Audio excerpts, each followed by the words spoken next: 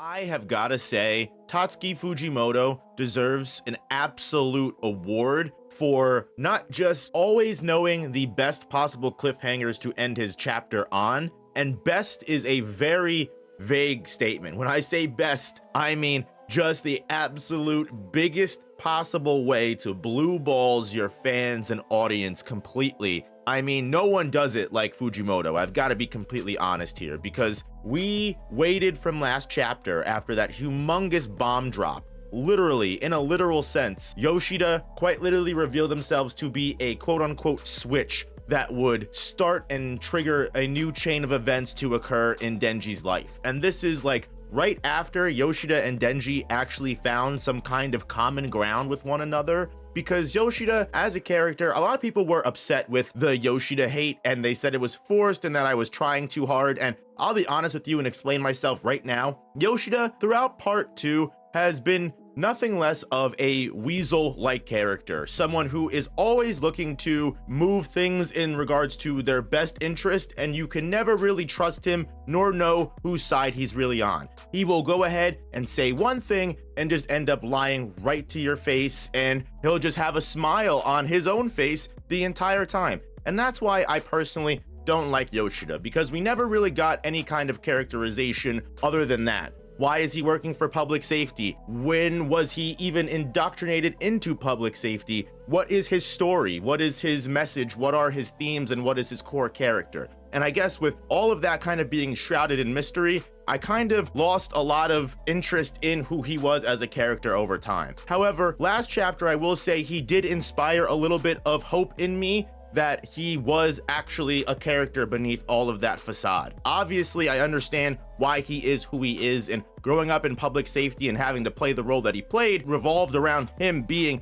this emotionless, very coordinated, cold character. However, in that last moment when he confided in Denji that, hey, you know what? Being assigned to you actually gave me some sense of normalcy and being able to be some little bit of a normal high schooler. I did enjoy being able to parade around with you and do nonsense high school shenanigans and even give you free food. It was my pleasure. But unfortunately, our time has come to an end. And right after that, again, Denji has just been through absolute hell for the last almost 100 or so chapters at this point. It has not slowed down, just the Denji hate train, and getting constantly reminded of how much of a piece of shit he is and all of this different stuff. With all of the trauma of the Fire Devil finally hitting home for Denji mentally, and him realizing that all the people around him are just looking to manipulate him, the only real person that he has ever once related to across all of this journey as a half devil is Asa. And now she is completely at the mercy of the War Devil. And almost as if Yoshida was a switch in more ways than one, because not only does he signal the beginning of this big fight that we're obviously about to get into, I also have to imagine it signals the change in Denji in finally being able to make the decision that he needs to. Whether this results in him turning into the Black Chainsaw and essentially giving all agency back to Pochita, but something tells me that this transformation is different. Whether Denji is actually going to be coherent or not, I really don't know. It's impossible to tell until we get this next chapter. That may be a big stretch to say that Denji will actually be present mentally while in this Black Chainsaw form. It's something that we've never seen before. This video is sponsored by GamerSupps, the ultimate energy and focus formula. Use my code NOOP now for 10% off, and thank you GamerSupps for sponsoring the channel. However, again, as Denji rises from the ashes of this explosion, and he looks at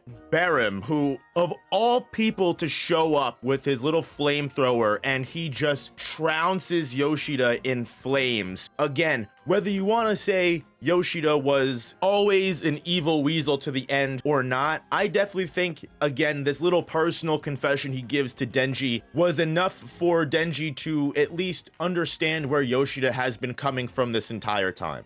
And even if Yoshida has been a double agent, someone that has betrayed Denji before, as I kind of mentioned in the last video, Yoshida admitting this to Denji gave them some kind of relation where at least Denji could understand where Yoshida was coming from. Yoshida wasn't really different from Denji in a sense that Yoshida was just doing what the powers that be above him and the strings that held him commanded him to do. and he was only able to find some sense of humanity being with Denji. Whether you want to say that was enough for Denji to forgive everything that Yoshida did, or if it was just enough for Denji to see a little bit further past, you know, the mask. When Denji looks over to Yoshida and sees Barem just completely incinerate this man's body, what remains of it, Denji is mouth agape, appalled. And it's Yoshida's incineration of his corpse that immediately ignites Denji's transformation, where his, you know, chainsaw trigger pulls, and immediately the intestines that always wrap around Denji's neck when he turns into the Black Chainsaw actually become a weapon, where he grabs Barem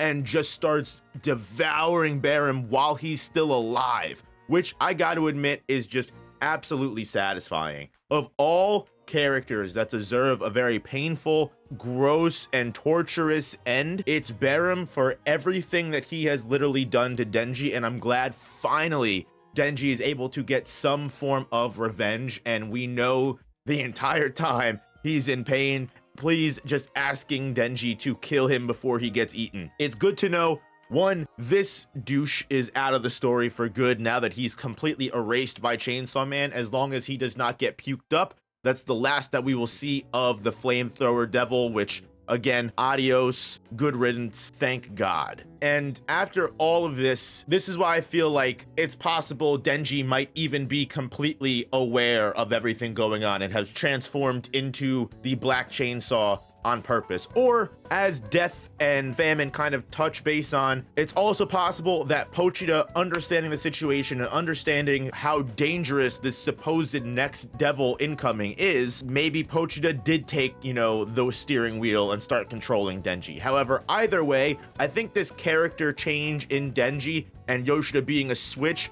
is multifaceted, in a sense of Denji isn't attacking Death or Famine here. Normally, when Denji goes into the Black Chainsaw form, he is indiscriminately attacking everything around him and only has one core instinct in mind at the time, whatever was the reason he transformed. And again, that reason seems to be whatever is emerging from the doors of hell. Because the way that this chapter ends, again, I did mention before, it's a big blue ball, and it's absolutely ridiculous that we don't see what this devil is, or potentially devils, because what we do get is the reveal that it's not just one door of hell appearing, it's multiple doors of hell appearing. Whether this means we have actually been transported to hell, or if just multiple insane devils are coming and not just one, we will just, as I said before, have to wait until next chapter to see. But I think Yoshida being the switch, whether this was Yoshida fulfilling, you know, his role that he was instructed to do by war, by whoever is controlling him, or this was Yoshida, again, doing this because Denji can no longer be someone that's not making a decision. Denji needs to be active, and this just might have been the event that causes him to finally start choosing a side and mobilize, because it seems like whatever threat or threats are coming from these hell doors, it is going to be up to Denji or Pochita, whoever is in charge right now, and Death and Famine to handle it, as they all stand side by side, ready to fight, which is, again, a panel that I never thought we would be getting, but here we are today. And guys, it just proves to me that we really can never know in what way Chainsaw Man is going. We did not get Rize. I mean, people can still theorize, maybe Rize, maybe the Bomb Devil is coming next chapter. I couldn't begin to tell you, but all I can tell you is I'll be here next chapter to talk about it with all you guys, because I love going on this Chainsaw Man adventure with you. For all the highs, for all the lows, this was definitely a fun chapter for me to go through. So if you enjoyed it, make sure you hit that like button, comment down below and let me know all your thoughts. Hit the hype button, because apparently that's important now. Subscribe if you're new and you don't want to miss any of those future Chainsaw Man videos. And I'll catch you guys next time. Peace, peace, peace, peace, peace.